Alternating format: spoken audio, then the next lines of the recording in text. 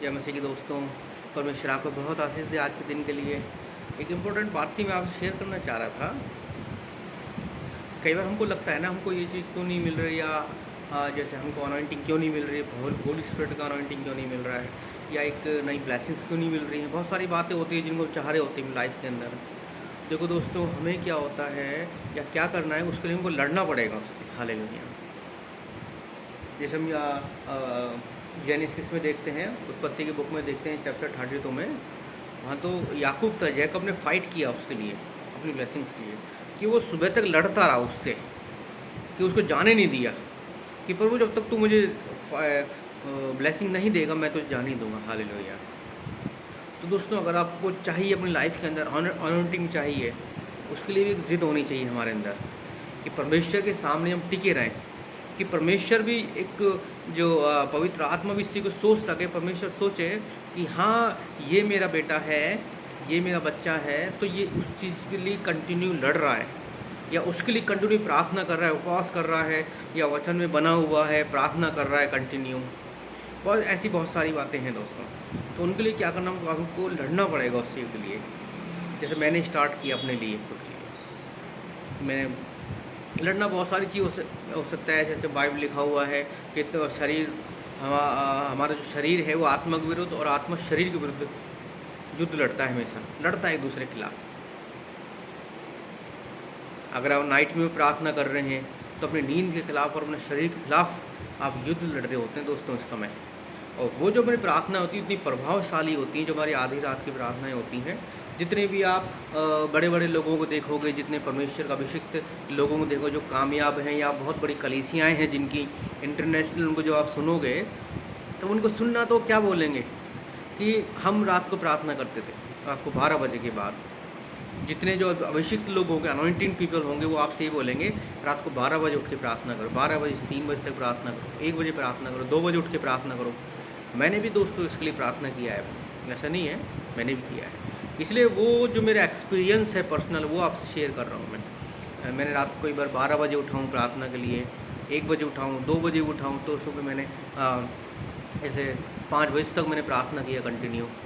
प्रार्थना में बहुत सारी चीज़ें होती हैं, एक ही बात नहीं होती है कि हम सिर्फ प्रार्थना कर रहे हैं। उसके लिए हम उसमें उस पीरियड के अंदर हम बाइबल पढ़ सकते हैं और वर्शिप कर सकते हैं उसके लिए, और अन्य भाषाओं में प्रार्थना करें उस समय, क्योंकि वो जो टाइम है सबसे एक परफेक्ट टाइम होता है। क्योंकि यीशु मसीह ने क्या कहा कि तुम मेरे साथ थोड़ी देर भी ना जाग सके। यीशु मसीह क्या करते थे, वो जैतून पर्वत पर जाते थे और आधी रात को प्रार्थना किया करते थे। वो रात भर प्रार्थना होती थी उनकी, कंटिन्यू प्रार्थना होती थी उनकी।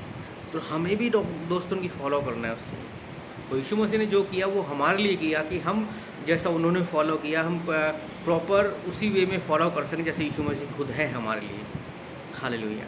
तो इसलिए दोस्तों हमें बड़ी ध्यान रखना इन बातों को, कि जो यीशु मसीह ने हमसे कहा है कि हम आधी रात को प्रार्थना करें। हालेलुया। रात को प्रार्थना करें कि हम उन अंधकार की शक्तियों से लड़ सकें, शैतानी शक्तियों से लड़ सकें जो प्रबल होती हैं आधी रात।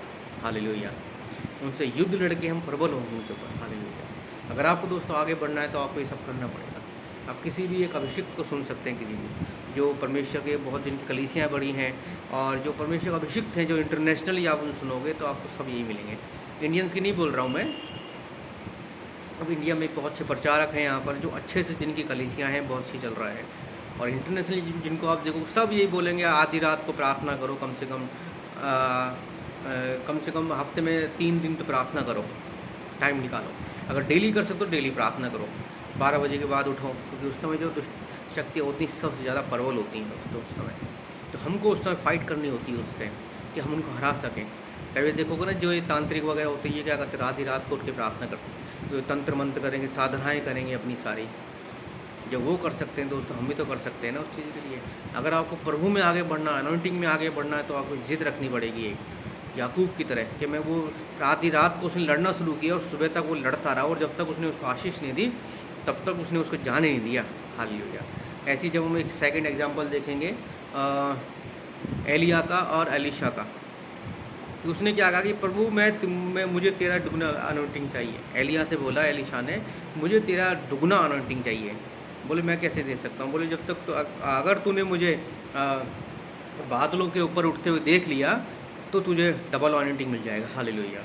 तो दोस्तों हमें क्या करना है, उसके साथ बने रहना है हर समय, लेकिन प्रॉपर वे में बने रहना है उस समय। ये नहीं कि हम दिन में सभी प्रार्थना कर रहे हैं, वो हमारी प्रार्थना इनफ नहीं है दिन के लिए। लेकिन असली जो प्रार्थनाएँ होती हैं वो रात के समय होती हैं दोस्तों, जिस समय हम युद्ध लड़ रहे होते हैं, आत्मीय रूप से भी, शारीरिक रूप से भी, और अपने मन से भी, अपनी नींद से भी, हर तरह से युद्ध लड़ रहे होते हैं। जब वो युद्ध में हम जब विजय हो जाएंगे, तब हमको ब्लेसिंग्स मिलेंगे, हम एक अनॉइंटिंग में चलना शुरू करेंगे। हालेलुया।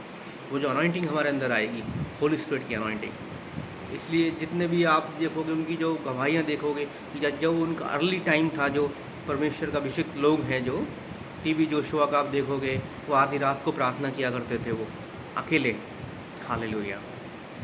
अभी मैं एक दूसरे प्रभु का अभिषेक दास को सुन रहा हूँ, पास्टर जॉन एनोस के नाम है उनका, वो साउथ अफ्रीका में मिनिस्ट्री है। वो आधी रात को प्रार्थना किया करते थे। हालेलुया। तो दोस्तों ये बहुत ज़रूरी है कि हम आधी रात को प्रार्थना करें, वचन पढ़ें और सब कुछ करें। हालेलुया।